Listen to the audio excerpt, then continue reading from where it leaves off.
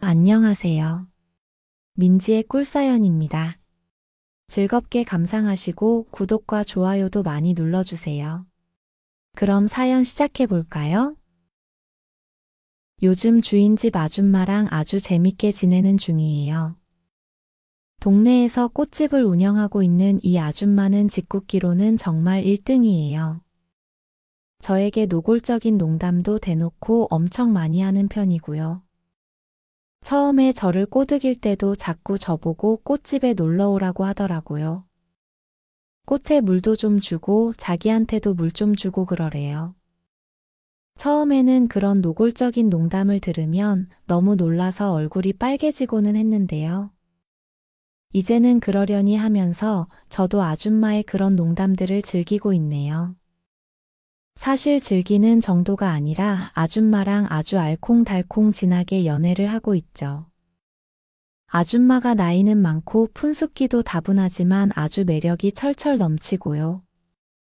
얼마나 애교도 많은지 몰라요. 제가 왜 이 아줌마에게 넘어가게 되었는지 들려드릴게요. 저는 30살 직장인이에요.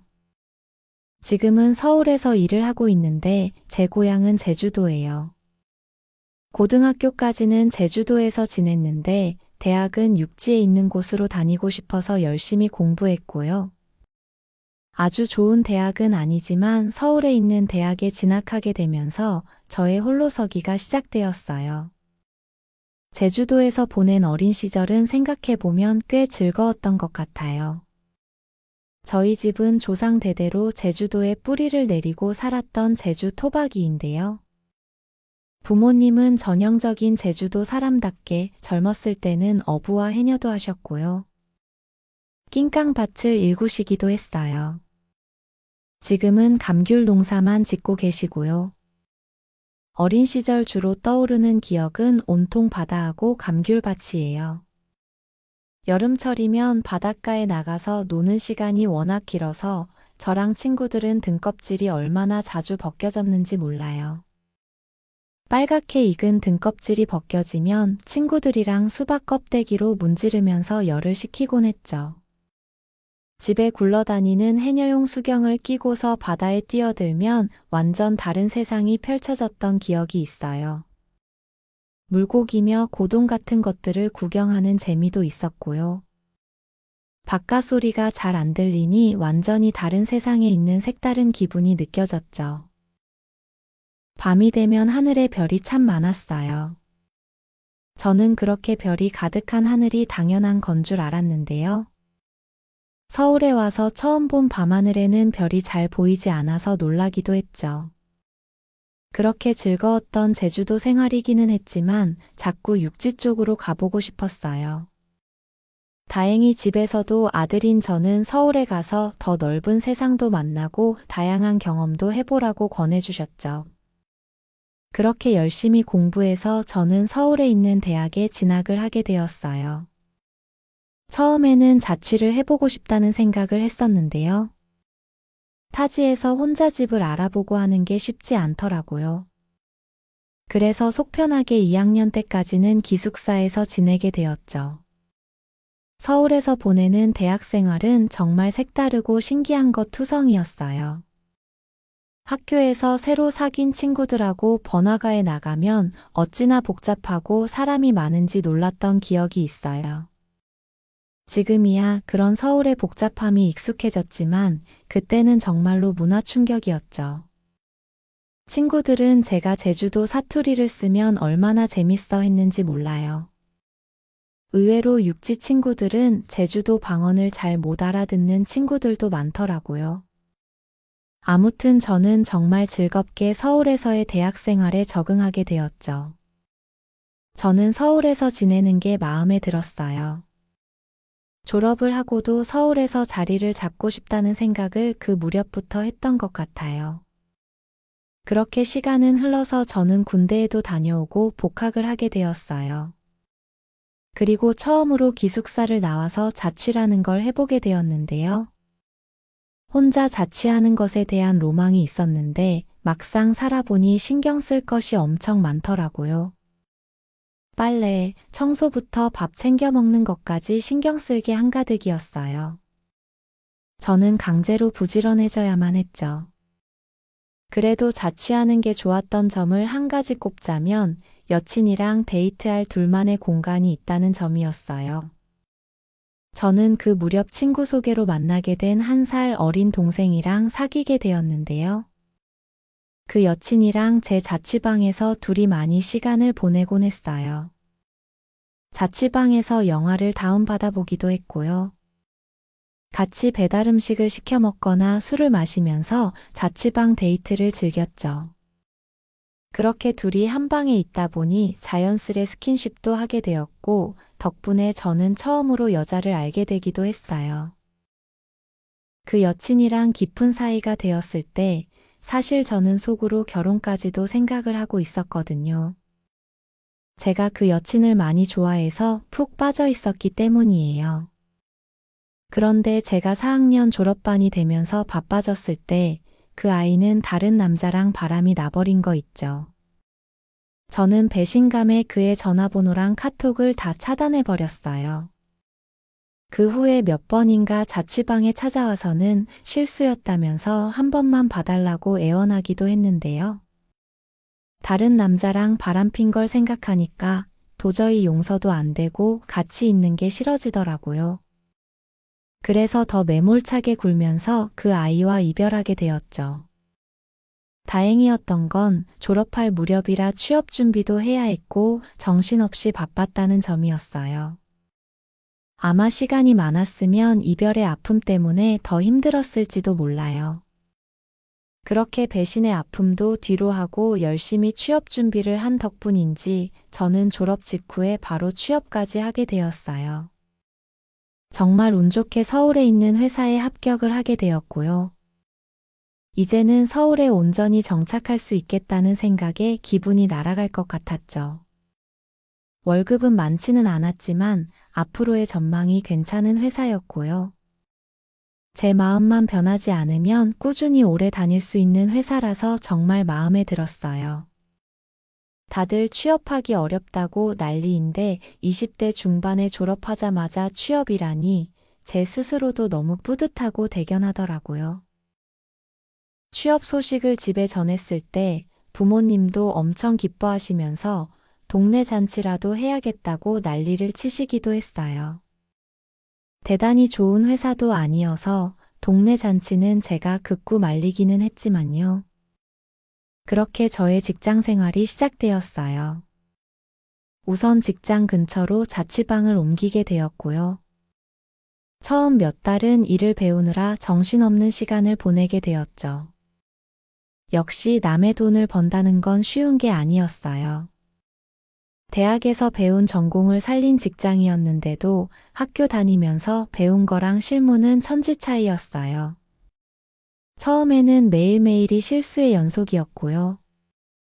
직장 상사들에게 깨지기도 많이 깨지고 멘탈이 다 무너져서 퇴근한 날도 많았죠. 주말에도 밀린 일을 처리하는 것 때문에 출근을 해야 했고 입사 2달이 넘어서야 겨우 제주도 집에 한번 내려가 볼 수 있을 정도였어요. 그래도 꾹 참고 버티니 일도 차츰 적응이 되기 시작했고요. 겨울철이면 집에서 귤을 몇 박스씩 회사로 보내줘서 회사 선배나 동료들에게 점수도 조금은 따게 되었죠.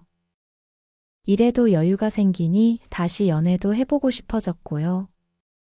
우연한 기회로 썸도 몇 번 타보게 되었고 여자친구도 한 번 더 사귀어 보게 되었어요. 물론 오래 사귀지는 못하고 또 헤어지게 되었지만요. 그러다가 저는 이사를 한 번 하게 되었어요.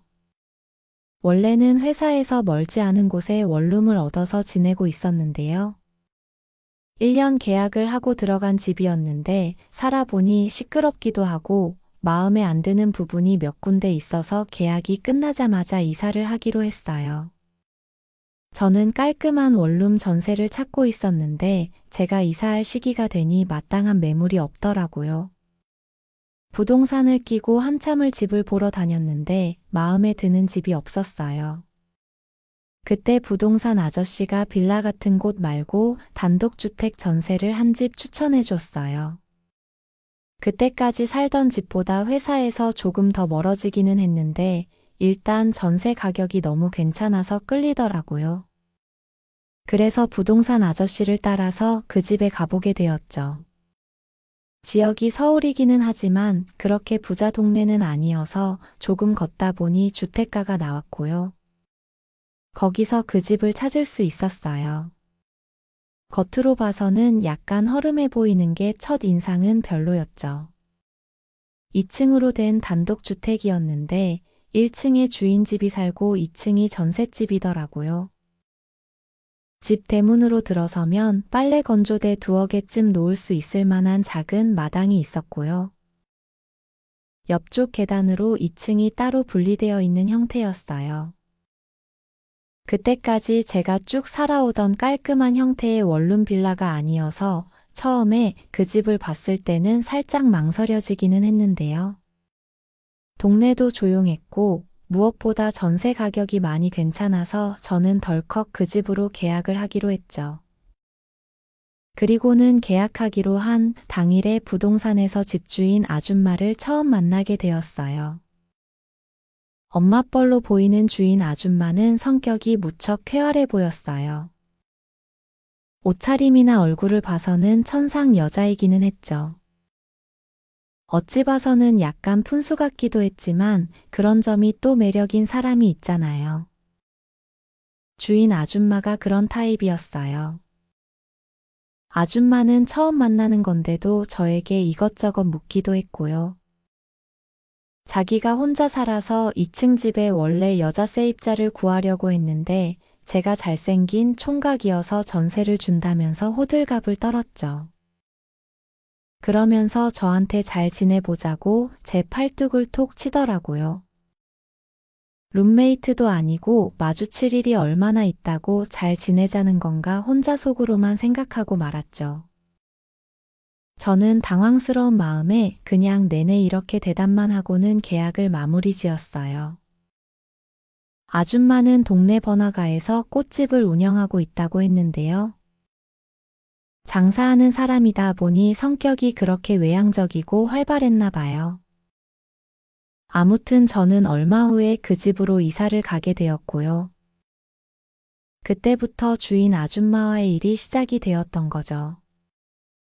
이사를 들어가는 날 문 앞에 보니 꽃다발이 하나 문 앞에 놓여져 있었어요. 주인 아줌마가 이사 온 걸 축하한다면서 놓고 간 거였는데요. 살면서 꽃다발을 받아본 건 처음이어서 기분이 나쁘지는 않더라고요. 남자가 꽃다발 받을 일은 많지 않잖아요. 그렇게 이사한 당일은 회사에 하루 월차를 내고는 종일 집안 청소를 하고 짐을 정리하면서 보내고 있었어요. 저녁 무렵 되었을 때 주인 아줌마도 가게를 마무리하고 퇴근하는 듯 했죠. 작은 주택이어서 그런지 아줌마가 들어오는 소리가 다 들리더라고요.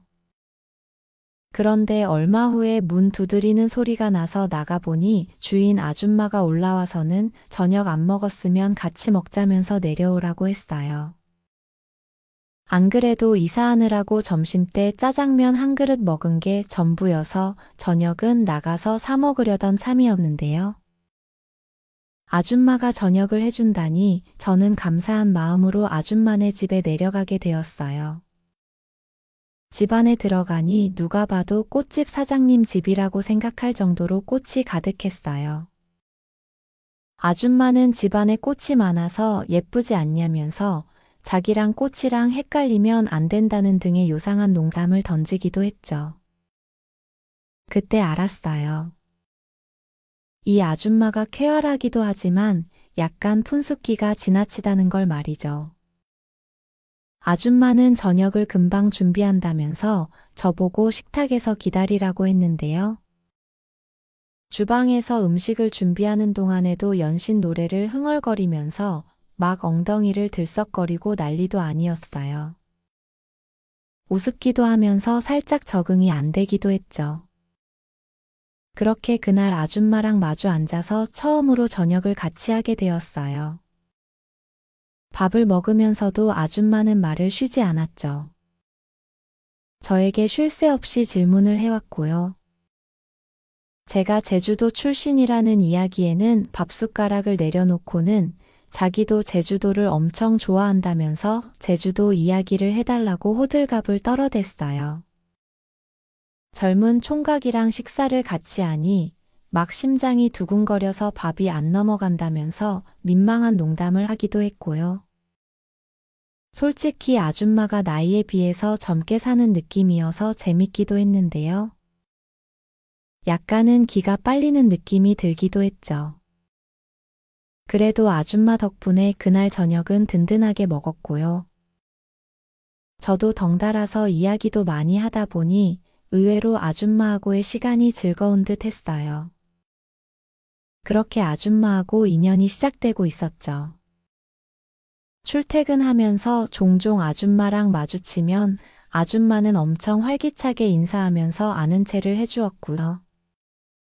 가끔씩은 가게에서 남는 꽃이라면서 꽃을 가져다 주기도 했죠. 저는 퇴근이 늦을 때가 많아서 저녁은 주로 회사에서 먹고 들어올 때도 많았는데요. 어쩌다가 일찍 집에 오는 날이면 아줌마는 쪼르르 올라와서는 꼭 저녁을 같이 먹자고 했죠. 그렇게 몇 번 저녁을 얻어먹고 나니 저도 뭔가 보답을 하고 싶어서 아줌마에게 어울릴 만한 화장품 몇 개를 선물하기도 했어요. 핸드크림이나 립스틱 같은 거요. 아줌마는 제가 그런 선물을 드리면 지금 자기 꼬시는 거냐면서 장난스레 막 들이대고는 했는데요. 그럴 때면 저는 아주 난처해서 얼굴이 빨개지곤 했죠. 아무튼 아줌마하고 친해지는 데는 그닥 오랜 시간이 걸리지는 않았어요. 일주일에 꼭 한두 번은 아줌마네 집에 가서 저녁을 얻어먹게 되었고요. 그러면서 대화도 많이 나누다 보니 금세 친근한 사이가 되어버렸죠. 어느 날인가는 같이 저녁을 먹던 중 아줌마가 혼자 사는 게 궁금해서 조심스레 물어본 일이 있었는데요. 아줌마는 젊었을 때 한 번 결혼을 하기는 했는데 남편이 바람이 나서 이혼을 하게 되었다고 했어요. 몇 년 살지도 못하고 그런 일이 생겨서 남들 다 가지는 애도 못 가져봤다고 했고요. 저도 대학생 때 여자친구가 바람나서 이별한 일이 있었다고 이야기를 했더니 아줌마는 막 손뼉을 치면서 우리가 같은 아픔을 공유했다고 또 오바를 해댔어요. 그러더니 이런 이야기는 그냥 밥 먹으면서 할 수가 없다고 냉장고에서 소주를 한 병 꺼내왔고요. 저는 엉겁결에 아줌마랑 술까지 마시게 되었죠. 안 그래도 너무 활기찬 아줌마인데 소주가 몇 잔 들어가기 시작하니 약간 더 과해지는 듯 했어요. 신혼 초에 자기처럼 예쁘고 애교 넘치는 와이프를 두고 바람이 난 전 남편 흉을 보기도 했고요. 저보고 그 바람난 여자친구 이야기를 자세히 해달라고 졸라대기도 했어요. 여자친구가 바람이 났던 순간을 이야기할 때는 막 자기가 너무 화가 난다면서 난리를 부렸죠. 그러더니 갑자기 제 손을 잡으면서 우리 총각 엄청 화났었겠다 이러는 거 있죠. 그러면서 제 손을 쓱 쓰다듬더라고요. 저는 약간 당황해서 손을 빼게 되었는데요. 그랬더니 아줌마는 안 잡아먹는다면서 약간 토라졌다는 식으로 장난을 치기도 했어요. 그날 그렇게 이야기 삼매경에 빠지다 보니 아줌마랑 소주를 3병이나 나눠 마시게 되었죠. 저는 취기가 올라와서 정리하고 올라가 보겠다고 했는데요. 아줌마는 갑자기 분무기를 들더니 식탁에 있던 꽃에 물을 뿌리면서 이야기를 했어요. 예쁜 꽃들은 내가 이렇게 신경 써서 물을 주는데 나도 누가 물 좀 줬으면 좋겠다 이렇게요. 그러면서 저를 슬쩍 쳐다보더라고요. 저는 아줌마의 그 농도 짙은 짓궂은 농담의 의미를 대번에 알 것 같았어요. 너무 당황스럽고 놀라서 저는 많이 취해서 올라가 보겠다면서 꾸벅 인사를 하고 도망치듯이 밖으로 나와서 제 집으로 올라갔죠.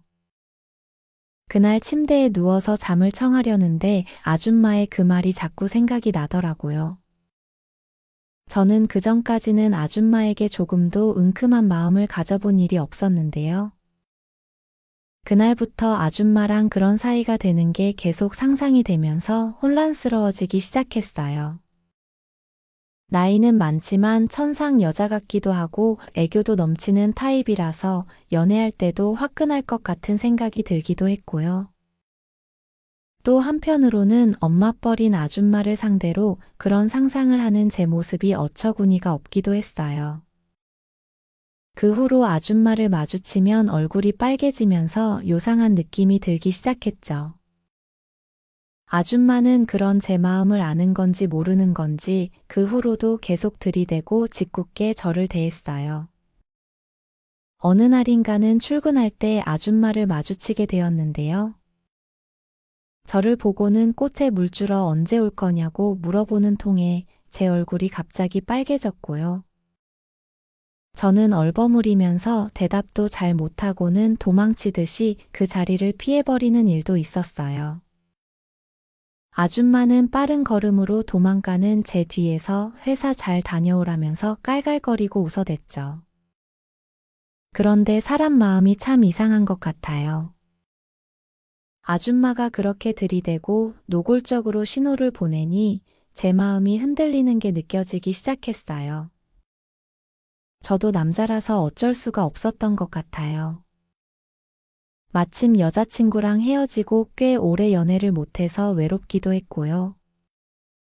아줌마 정도면 꽤 괜찮은 연애 상대가 되지 않을까 하는 생각에 아줌마랑 일을 저질러 볼까 하는 생각까지 하게 된 거죠. 그런 마음을 먹게 되고 며칠 후였어요. 그날은 약간 이른 퇴근을 하고는 집에 돌아가는 길이었는데요. 아줌마가 계속 들이대면 이제는 못 이기는 척 받아줘야지 하는 생각으로 저는 아줌마의 꽃가게를 찾아갔죠. 가게로 들어서는 저를 보고는 아줌마는 총각이 어쩐 일이냐면서 아주 초롱초롱해진 눈으로 저를 쳐다봤죠. 저는 마음을 가다듬고는 아줌마의 귀에 대고 속삭이듯이 말했어요. 꽃에 물 주러 왔다고요. 그 이야기를 들은 아줌마는 얼굴에 화색을 띠더니 제 손을 잡아서 가게 안쪽에 구석진 곳으로 끌고 갔고요. 그리고는 아주 박력 있게 저에게 뽀뽀를 해주었죠. 우리는 가게 한켠에서 잠시 입을 맞추고는 아줌마가 퇴근하면 같이 집으로 가기로 했어요. 기다리는 저에게 아줌마는 눈이 마주칠 때마다 장난스럽게 윙크를 날려왔고요. 제 심장도 마구 두근거리기 시작했죠. 그렇게 그날은 아줌마랑 아주 다정하게 집으로 같이 돌아오게 되었어요. 그리고 바로 아줌마네 집으로 가서는 우리는 다정하게 사랑을 나누게 되었죠. 저녁도 먹기 전에요. 엄마뻘인 주인집 아줌마와의 연애는 제가 생각했던 것 이상으로 엄청 대단하고 만족스러웠어요.